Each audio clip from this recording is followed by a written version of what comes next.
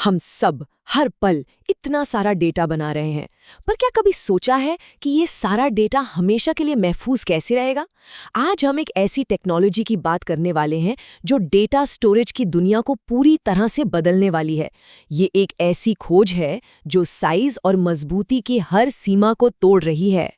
चलिए, शुरुआत एक बहुत ही दिलचस्प सवाल से करते हैं।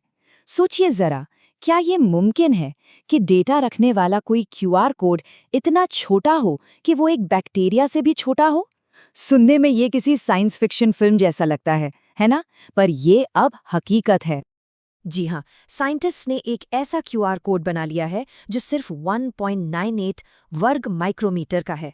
अब ये इतना छोटा कि इसे हमारी आंखें तो क्या, एक आम माइक्रोस्कोप भी नहीं देख सकता।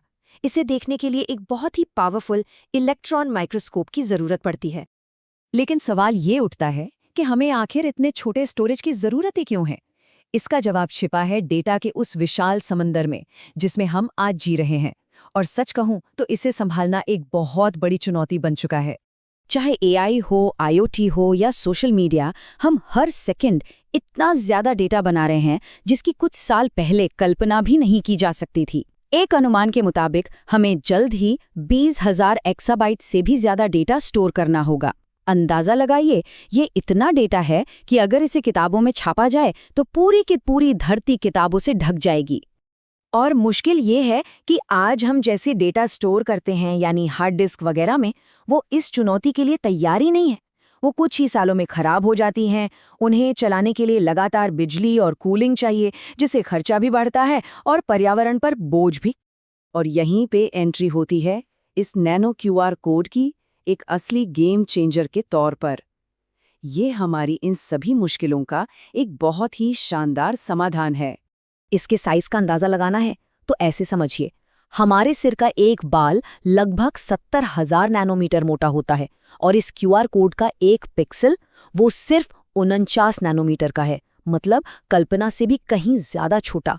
इतना ही नहीं, ये क्यूआर कोड पिछले रिकॉर्ड से 37% और छोटा है, जो इसे ऑफिशियली दुनिया का सबसे छोटा क्यूआर कोड बनाता है।